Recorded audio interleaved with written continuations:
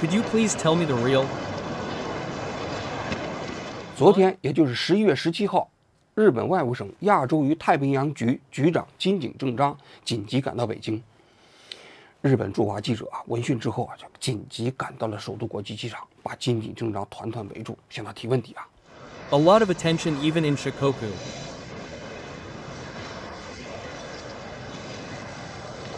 So could you please comment on it? Is it real? 大家可以看一下，金井局长表情非常肃穆，一言不发。时间退回到11月7号高市早苗在日本的众议院接受质询的时候讲了那段著名的话。だからどういう場合に存立危機事態になるのかということをお聞きしたいんですが、いかがですか。高市内閣総理大臣。これはやはり他国に台湾でしたら他の地域と、申し上げた方がいいかもしれませんが、あの時は確か台湾有事に関する議論であったと思います。その台湾に対してですね、武力攻撃が発生する。で、海上封鎖っていうのもこれ戦艦で行い、そしてまた他の手段、合わせてこの対応した場合には、武力行使が生じうる、話でございます。例えばその海上封鎖を解くためにですね、米軍が来援をすると、それを防ぐために何らかの他の、武力行使が行われる、こういった事態も想定されることでございますので、その時に生じた事態、いかなる事態が生じたかということの情報を総合的に判断しなければならないと思っております。这之后，中日两国进入到了自建交以来最大的一场外交冲突。正是在这种背景下，金井局长衔命要到北京来向中国政府解释日本政府的立场，希望中国政府给予理解。截止到我今天录节目这个时间点双方谈判还在继续。我今天早上看新闻早晨的时候，金井局长离开他的住所，进入到了中国的外交部。但是直到我们录节目的时候，双方谈判还在继续呢。但是我在这里头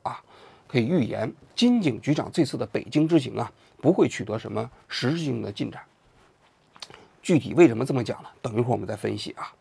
我们昨天的节目讲的是高市早苗的这段言论呢，按照日本的宪政体系，它是不是合法？是不是真的就是到了日本存亡危机的那种程度？就假如说中共武统台湾那么我们今天继续这个话题。今天我们讲什么呢？就是高市早苗这段话发表完之后中日两国在外交层面所进行的一系列的角力大家都知道，高市早苗的话呢是11月7号那一天在议会发布的。11月8号这一天，中国就做出了强烈的反应。最先反应的是中国驻大阪的总领事叫薛健，他呢在11月8号的晚上11点40他发帖子，他睡不着觉。我估计是薛健爱国主义情怀澎湃看到了高市早苗的话，他睡不着所以晚上半夜11点40分他发了一个推特。这条推特有可能载入史册，因为他几乎也引发了中日两国的一场外交冲突他的话怎么说的呢？他说对那些擅自闯入的肮脏的脖子，就毫不犹豫地砍下他的头颅。你们做好准备了吗？他这段话他不是单独发的，他是评论日本共同社的一个新闻。就是日本共同社的新闻报道的就是高市早苗在11月7号议会接受质询的时候讲的那些话。那你想想，这个薛健呢，他是驻日的总领事嘛，不像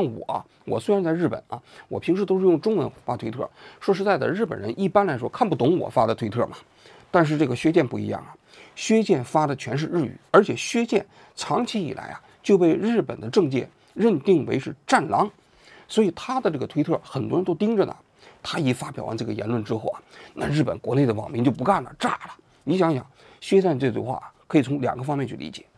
一方面你可以理解假如说中共武统台湾，日本认为这是事关国家存亡危机，于是动用集体自卫权，派自卫队对中国这解放军迎头痛击。那在这种情况下，那中国人民解放军咔嚓就要砍脖子，对不对？那这个砍脖子砍的是谁呢？砍的是日本自卫队。但是另外一个方面呢，你也可以理解为，那下面他这个报道中间讲的是高市早苗，对吧？那你这个砍脖子有可能砍的就是高市早苗的脖子所以当时很多日本政界的人就认为薛健的言论是恐怖主义言论。你作为一个中国的外交官你驻节日本，你直接要砍日本首相的脖子，那这个严重违反外交礼仪。自民党马上就出台了一个决议，在议会里通过了一个谴责薛舰言论的这样的一个声明，并且号召日本政府对薛舰采取行动，要求中国政府也对薛舰采取行动。如果不采取行动的话，还就要求日本政府有可能把薛舰给驱逐出去。那这段话，国内的很多小粉红那是非常支持认为薛舰这段话代表了中国的这种正义的力量然后呢，对日本还直接开始开怼怎么看这段话我个人认为薛舰这个人绝对是一个麻烦制造者。薛舰这个人的背景，我在这里给他简单介绍一下。他呢是1992年进入到中国外交部的，长期以来就是做中日外交工作57岁，现在在大阪呢做总领事相当于一个正司级干部他呢长期以来被当作是战狼外交官。大家知道中国的战狼外交官有哪几个人代表呢？赵立坚是最明显的一个，对不对？然后呢就是驻法大使卢沙野，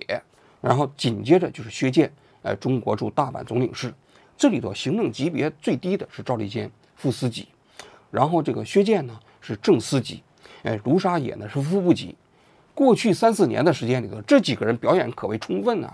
但是去年大家都知道，赵立坚完蛋了，被调到了边境海洋司当副司长去了，提前养老了。然后卢沙野呢，从驻法大使的位置上也下去了，安排到了一个驻欧盟特使的职务，那基本上也都养老了。就剩下一个薛舰还在驻大阪的总领事这个位置上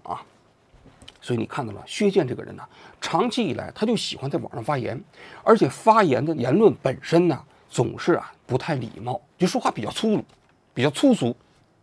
很黄很暴力。这种话呢，就跟当年赵立坚一样，就给人感觉有点像痞子。我为什么说这个战狼其实对中国政府来说这是一个负资产呢？他们不但解决不了问题，他成为了一个问题的制造者。你就比如说这薛舰这个言论，按道理来讲高市早苗这次他说的话可能事关中国国家主权，中国你抗议也好，交涉也好都没问题。但是薛舰这个人呢，他在网上发表这个言论之后立刻楼就歪了。那日本政府马上开始跟中国强烈抗议，你这个薛舰这个人，你严重违反外交礼仪，对吧？这就导致了整个这个焦点就失焦了。本来是一个国家主权问题，现在变成了一个外交礼仪问题了。所以薛舰这段话，我觉得是非常不恰当的。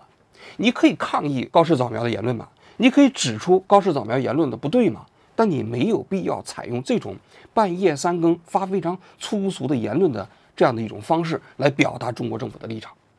他9号那天还接着发呢，说愚蠢的日本政客什么走向自取灭亡之路，这种话我觉得都听起来是非常非常的过分你可以说这个政客没有必要说愚蠢的嘛，对吧？你毕竟是作为一个外交官，还要保持一个基本的礼仪嘛。这是8号那天的事情。紧随其后8号这一天呢，中国外交部的新闻发言人林健也开始回应了回应的态度也是非常非常的强硬的。日本领导人日前在国会公然发表涉台错误言论，暗示武力介入台海可能性，粗暴干涉中国内政，严重违背一个中国原则、中日4个政治文件精神和国际关系基本准则，同日本政府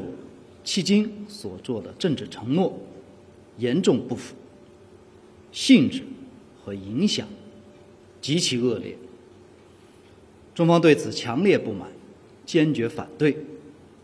已向日方提出严正交涉和强烈抗议。中国终将统一，也必将统一。中国人民有坚定的意志、充分的信心、足够的能力，坚决粉碎一切插手和阻挠中国统一大业的图谋。一个中国的立场不容挑战，统一那是必将统一，终将统一，是吧？而且呢，他紧接着说：“高市早苗，你这话，台湾是中国的台湾，以何种方式解决台湾问题，实现国家统一，纯属中国内政，不容任何外部势力干涉。”日方领导人有关言论，到底想向台独势力发出何种信号？是否企图挑战中方核心利益，阻挠中国统一大业？究竟想把中日关系引向何方？应该说这也是非常强硬啊。那毛宁又开始说了，说这个日本呐、政府啊，这个玩火自焚。那你这个东西啊，你这铤而走险啊！中日探讨复交时，中方明确提出复交3原则，即中华人民共和国是代表中国人民的唯一合法政府，台湾省是中华人民共和国领土不可分割的一部分。所谓日蒋条约非法无效，应予废除。1972年，中日联合声明签订，两国正式建立外交关系。联合声明中共有3处涉及台湾问题：一是在前言部分写明，日本方面重申站在充分理解中华人民共和国政府提出的复交3原则的立场上，谋求实现中日邦交正常化这一见解。二是在声明的第2条写明，日本国政府承认中华人民共和国政府是中国的唯一合法政府。三是在声明的第3条写明，中华人民共和国政府重申，台湾是中华人民共和国领土不可分割的一部分。日本国政府充分理解和尊重中国政府的这一立场，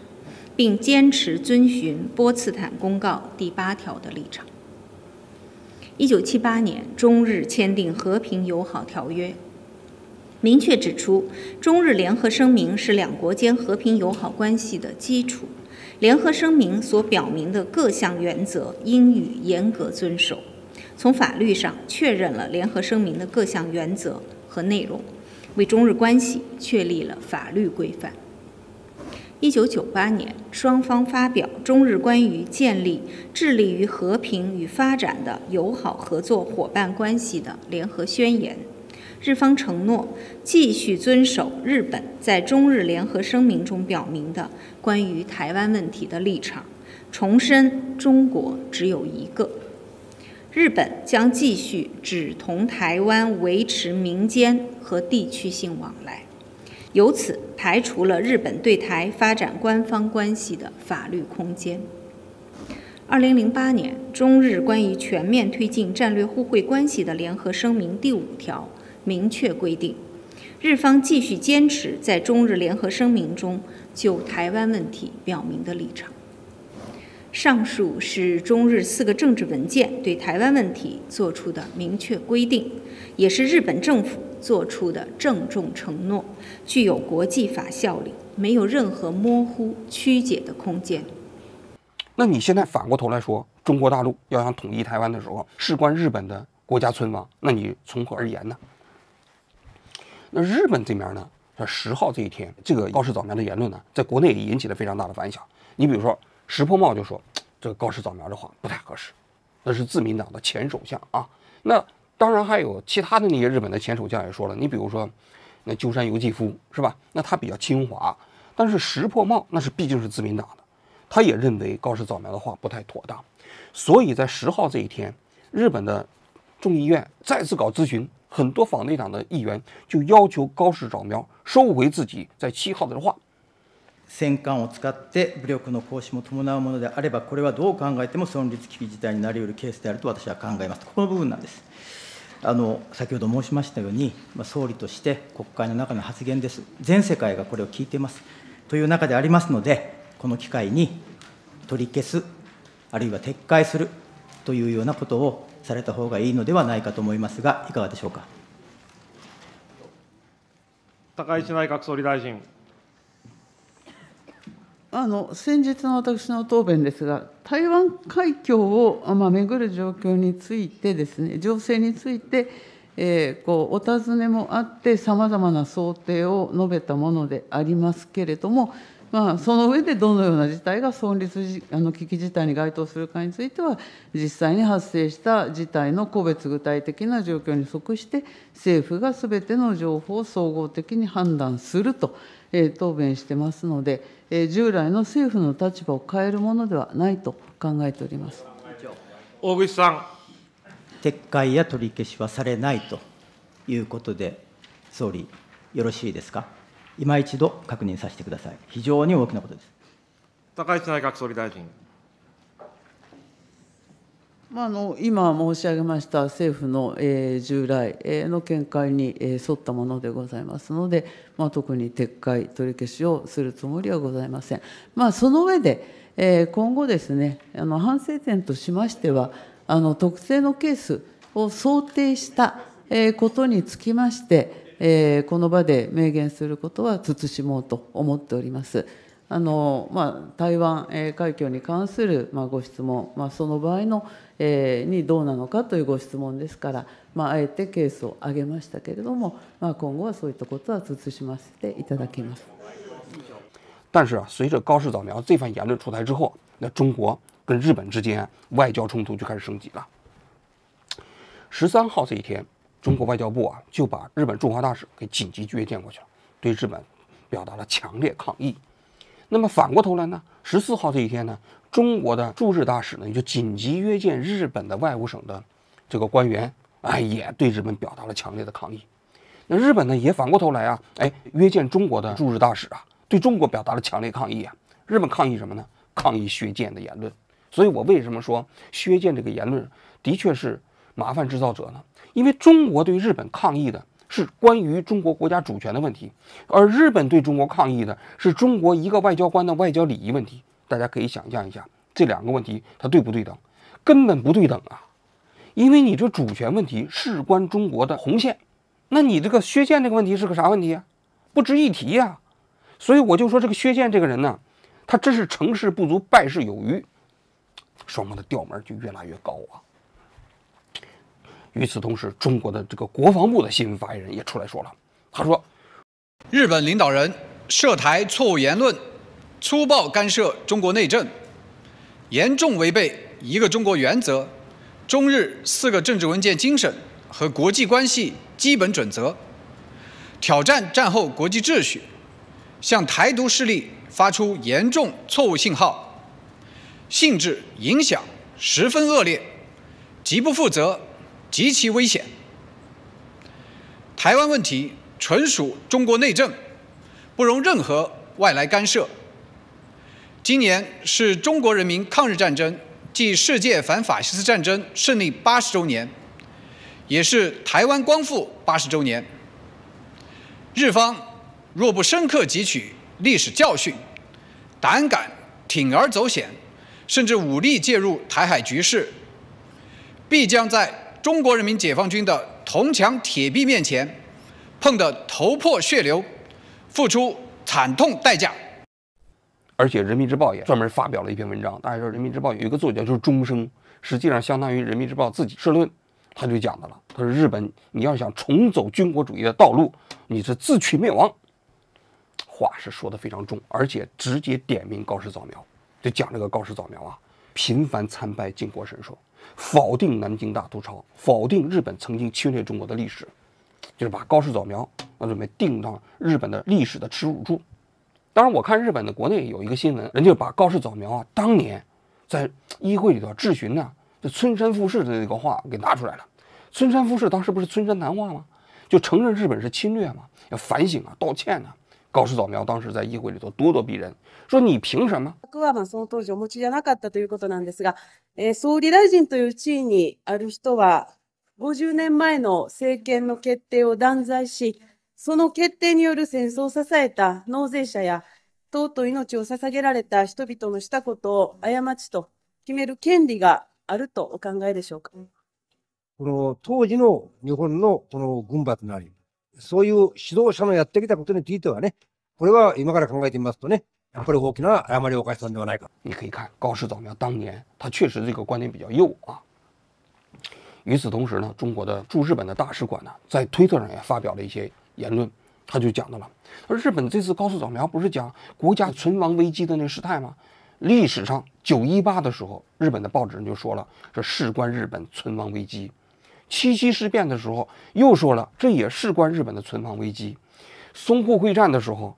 日本也说这事关日本存亡危机。就是日本在历史上走上军国主义道路，进行军事扩张的过程中，都拿存亡危机来说事儿。那言下之意，就现在你所谓的存亡危机啊，其实根本不是一个客观标准，也不是真实的对日本是否构成存亡危机的标准，就是你们日本政客操纵历史、操纵标准，试图将日本呢和平宪法抛到一边去啊，绕开和平宪法，试图干涉中国内政，找一个借口。客观来讲，我个人觉得，中国驻日本大使馆的这个帖子啊，贴出来这些历史文件，反驳还是非常有力的。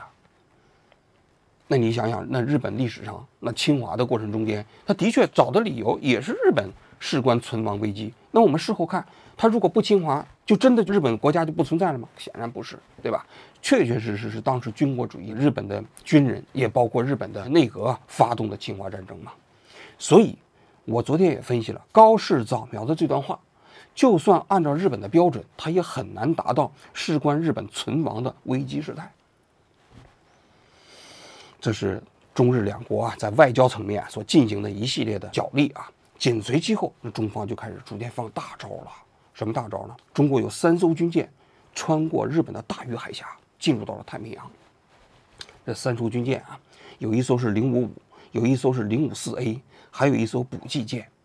这3艘穿越了大隅海峡，在什么地方呢？在日本的鹿儿岛啊，跟日本的奄美大岛之间那个海峡。这个海峡很窄啊，20多海里。那么20多海里啊，其实日本完全可以把它当作是日本的领海。但是日本当时啊，由于美军不是在日本有很多驻军嘛，所以日本从北到南一共有5条水道。最北的那青津海峡大家都知道，非常非常窄，3、4海里啊。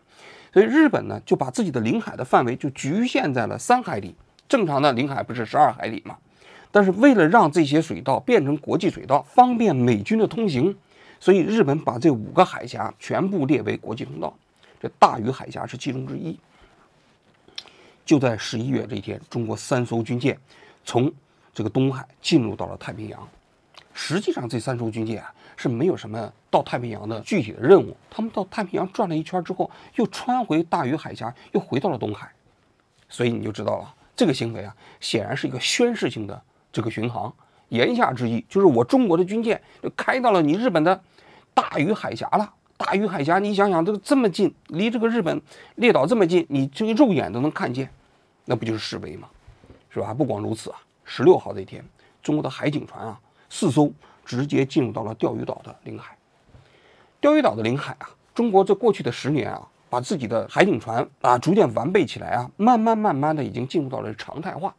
就是不断的把这个巡航进入到钓鱼岛海域，进入到钓鱼岛海域之后，还进入到钓鱼岛的那领海。当然每次啊，日本的海监船、海警船也都拦截，双方进行抗议啊，这已经变成了一个外交游戏。但是就在高市早苗啊发表完言论之后不久，中国就把海警船开到了钓鱼岛的领海内，应该说这也是给日本一个颜色看的啊。就在这几天，好像中国还有一个舰队啊，通过了对马海峡驶到了日本海。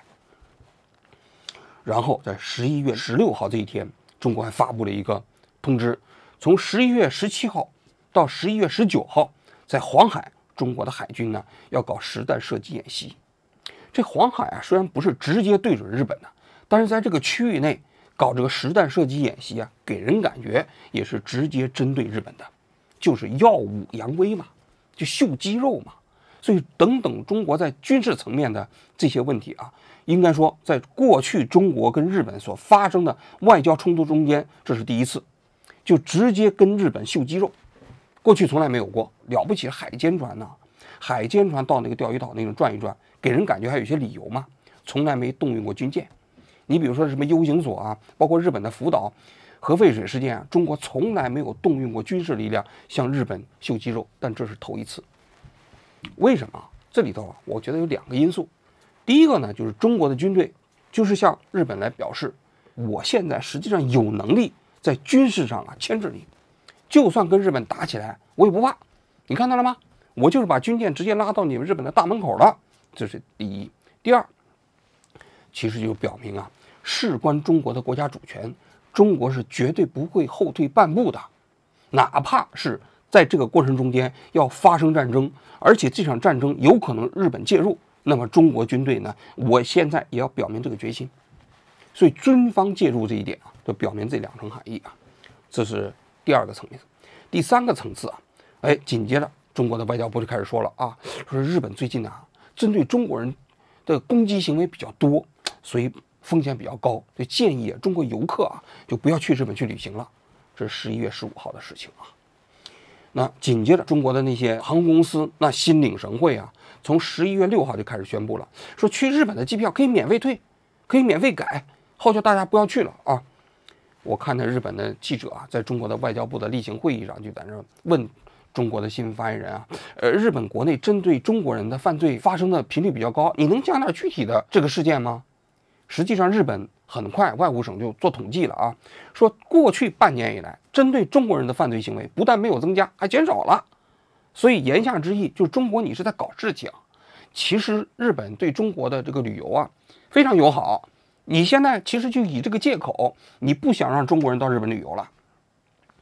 那中国呢就没回答。一段时间以来，日本社会针对中国公民的犯罪案件多发，日本右翼分子和网络上都有一些针对中国的极端和威胁性言论，中方对此高度关切，有关部门发布提醒是完全合理的。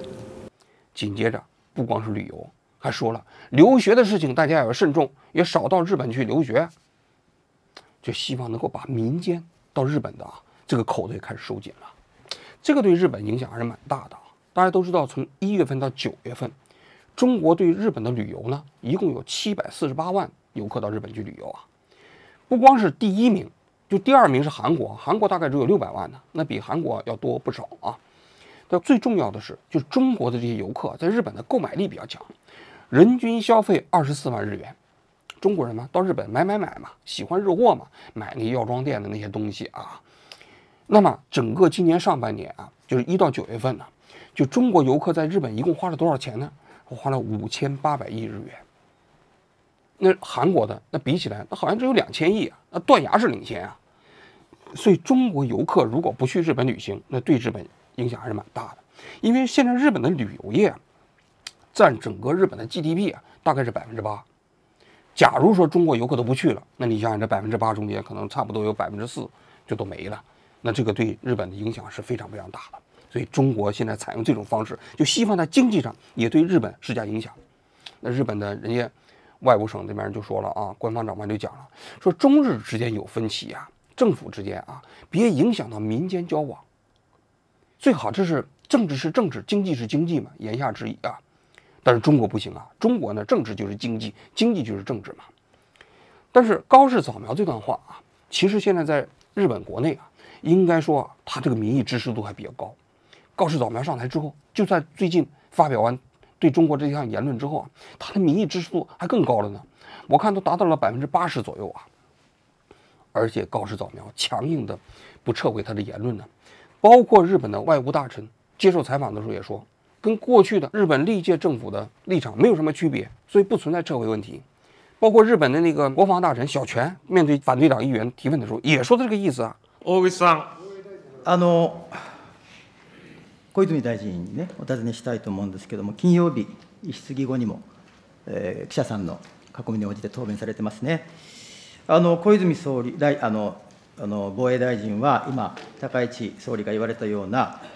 台湾有事に関して、艦船を使って武力の行使を伴うものであれば、これはどう考えても存立危機事態になりうるということは言われてないんですね。今、撤回取り消しはしないということでいらっしゃいました。小泉大臣は、この戦艦を使って武力の行使も伴うものであれば、どう考えても存立危機事態になりうるケースはあると、台湾有事に関して、これを撤回、取り消しをしないということで、防衛大臣としてはよろしいということでよろしいですか。防衛大臣、小泉進次郎さん。先ほど高市総理が言われなかったので、私から申し上げますと、岡田委員の発言の中にはですね、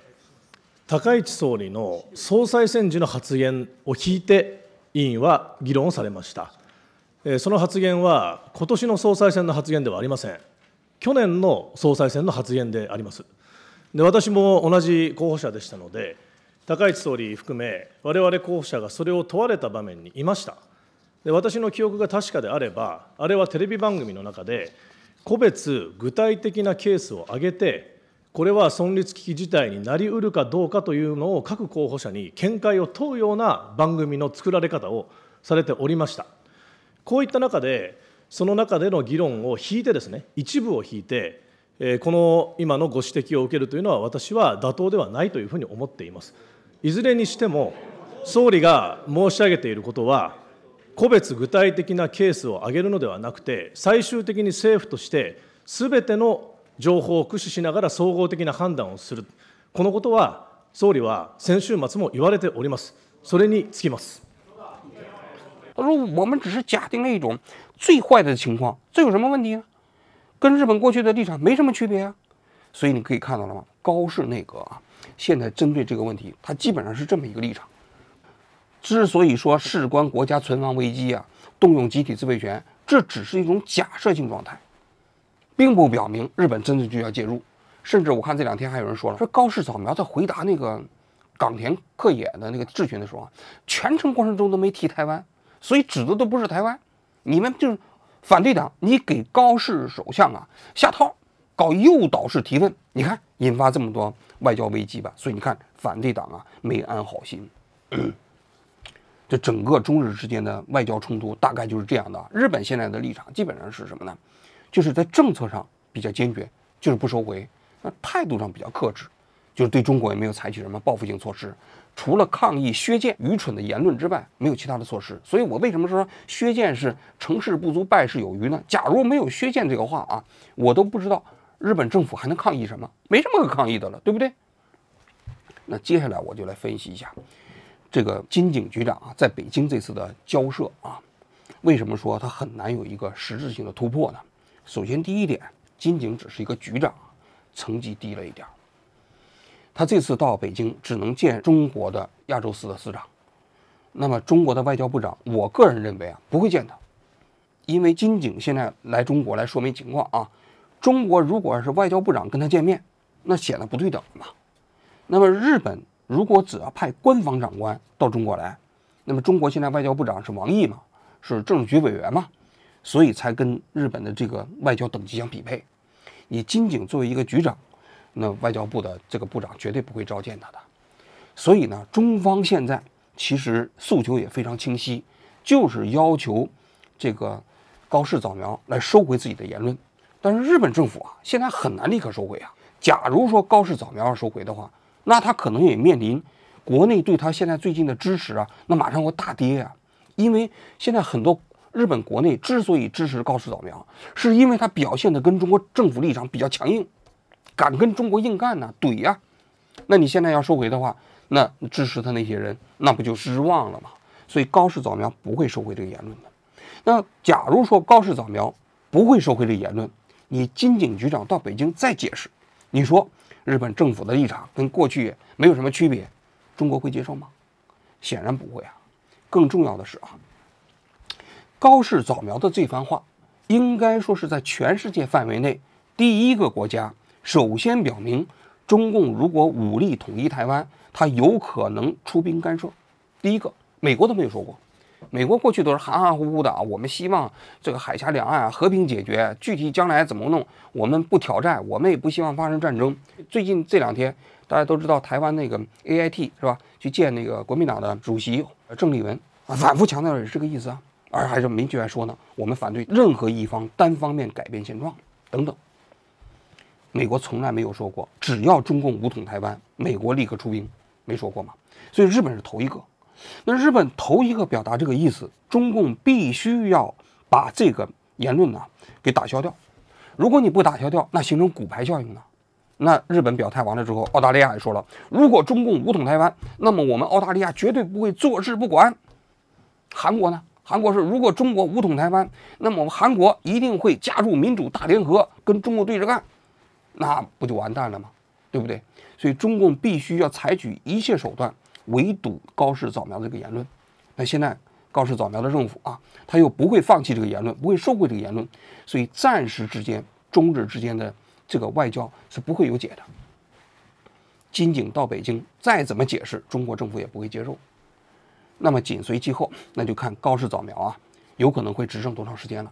假如说国内对他的支持度非常高，那他有可能会执政相当长的时间啊。那么中国政府可能就会在高市早苗执政期间，暂时冷冻中日之间的高层之间的往来。最新的信息不是显示吗？G20会议啊，李强参加。And also wanted to ask if Premier Li Qiang will speak with the Japanese Prime Minister at G20 this weekend. Thank you. 我可以告诉你，李强总理没有会见日方领导人的安排。明年的 APEC， 假如说高市早苗还是日本首相的话啊，因为在中国的深圳举行，中国还会邀请他去，但是我觉得中日之间就不会有首脑峰会了，因为中日首脑的互访啊，上一次还是2017年安倍访问中国啊，所以中日首脑之间啊已经有8年没有进行过国事访问了，因为中日之间现在的关系啊也是属于冰封期。但是呢，大家都知道有一些国际峰会的场所，比如说 APEC， 在 APEC 的时候啊，中日首脑一般来说都会举行峰会。所谓峰会，就是两国正式的一个外交的会谈。外交谈判之后呢，要发公报，双方都要发公报。为了搞这个峰会，双方的外务人员呢要提前进行沟通，在峰会中间一般都有一些成果。但是明年的 APEC， 假如说还是高市早苗执政的话啊，我个人认为，这个中日首脑峰会可能也就不存在了，可能见面会打个招呼，但是不会再有峰会了。所以中国可能会采取这样的一个措施。另外一个显而易见可以预期的啊，就是中日两国的外交关系啊将会进入到一个动荡期。中国我就讲了，它肯定不会是政治是政治，经济是经济的。现在很多人都讲了嘛，因为中国对日本是有贸易逆差的，没有贸易顺差啊。还有人就讲了，还有稀土问题，稀土问题可以卡美国的脖子，也可以卡日本的脖子嘛，这些招他都能用。当然还有其他的招啊。前两天不是，中国驻联合国的大使提到了一句话，在日本国内也引起了很大的反响，叫做“琉球原住民”。琉球原住民这话一出来，很多人都解读了，就中国准备拿琉球来说事儿。因为什么呢？因为日本在2战的时候，波茨坦公告曾经说，日本的领土只局限于日本本岛。当时不是谈判的时候，那罗斯福还问这个蒋介石要不要这个冲绳嘛？蒋介石不敢要啊，对吧？如果蒋介石当时要冲绳的话，冲绳就归中华民国了啊。蒋介石不敢要，后来在2战结束之前，美军占领了冲绳。美军占领冲绳之后，后来在上个世纪70年代，美军把冲绳的行政管辖权移交给了日本，但是这不涉及到冲绳的主权，所以理论上来讲呢，这琉球这个地方啊，这主权好像确实有点未定。中国准备拿这说事儿，有人就分析了，那如果你日本人说台湾有事儿就是日本有事儿，那中国也可以说啊，那琉球有事儿就是中国有事儿啊，那中国可能会支持琉球的独立运动。琉球长期以来好像就有些人搞独立运动啊，当然在日本呢，他这个好像没成太大的气候。那总而言之，有可能成为中国的外交工具。那你想想，中国如果要是拿琉球来搞事情，这个日本拿台湾来搞事情啊，那我觉得这中日两国，你说这外交关系好得了了？那肯定好不了，肯定进入到动荡期。但这个过程中间，你说台湾会不会受益？我认为也不太会受益。大家都知道，赖清德这2天就开始替日本说话了啊。他说中国开始全方位复合打压日本啊，这个对远东、对整个亚洲和平的局势产生了不好的影响，希望中国拿出大国担当，这3思而后行，是吧？那我个人认为啊，仅此而已了，是吧？就是说，日本其实就算是用这种话来背书，其实台湾也不可能获得更安全的国际保障地位。说到底，其实台湾问题的最终解决还是要看中美角力嘛，就中国跟美国之间的这2个大国掰手腕。其实日本不管他的话说到什么程度，不影响整个台湾海峡最终的那个结局。所以啊，赖清德你再说日本支持他能获得更大的安全保障，那我觉得其实也没有太大的意义啊。当然，最后一点我还要讲到了，大家都知道我们现在在日本呢，日本国内虽然有很多人批评高市早苗，但是我批评高市早苗的时候，我心里还是有点打怵啊。那你想想，那如果要是高市早苗发现了我们的言论，然后就觉得这些中国人在日本就不友好，那把我们驱逐出去，那我就没地方去了，对不对？你想想，中共把我驱赶出去了，中华民国也把我驱赶出去了，对不对？如果日本要是再把我们驱赶出去，那我去哪儿啊？所以各位也帮我们想想啊，我们冒着生命危险，做新闻报道啊。如果万一有一天我们在日本待不下去了啊，看看哪个国家还能收留我们。好了，我们今天就讲到这里，谢谢各位。不管怎么样，再补充一句啊，我们作为生活在日本的华人，我们希望中日两国能够友好和睦下去，因为中日关系和睦了，对我们来说，其实我们是受益者。那么对日本的民众来说，我们个人认为也是受益者。所以啊，中日双方好好谈，不要因为台湾问题啊影响中日两国的这种交往和友谊啊，好吧？所以你看，我今天2次结尾了啊，吟一片真心的，希望中日两国的政府首脑、政治家们都能看到，我们人微言轻，但是我们代表的是底层、普通的这些在日华人的一个心理的呼声啊。好了，我今天就讲到这里，谢谢各位。对于日本首相高市早苗的涉台错误言论，中方已经多次阐明严正立场。有关言论严重违背中日4个政治文件精神，从根本上损害中日关系政治基础。中日探讨复交时，中方明确提出复交3原则，即中华人民共和国是代表中国人民的唯一合法政府，台湾省是中华人民共和国领土不可分割的一部分。所谓日蒋条约非法无效，应予废除。1972年，中日联合声明签订，两国正式建立外交关系。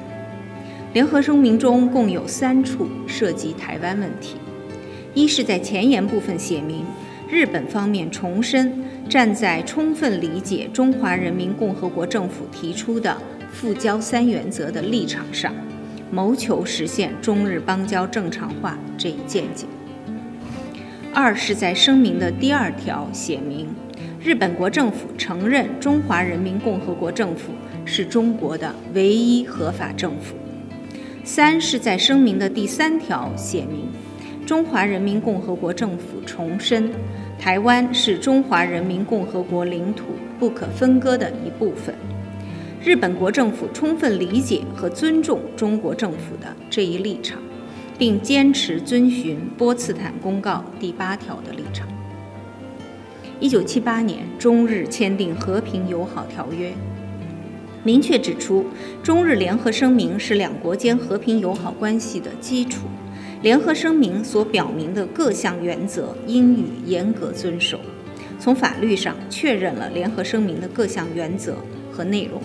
为中日关系确立了法律规范。1998年，双方发表中日关于建立致力于和平与发展的友好合作伙伴关系的联合宣言。日方承诺继续遵守日本在中日联合声明中表明的关于台湾问题的立场，重申中国只有一个。日本将继续只同台湾维持民间和地区性往来，由此排除了日本对台发展官方关系的法律空间。2008年，中日关于全面推进战略互惠关系的联合声明第5条明确规定，日方继续坚持在中日联合声明中就台湾问题表明的立场。上述是中日4个政治文件对台湾问题作出的明确规定，也是日本政府作出的郑重承诺，具有国际法效力，没有任何模糊曲解的空间。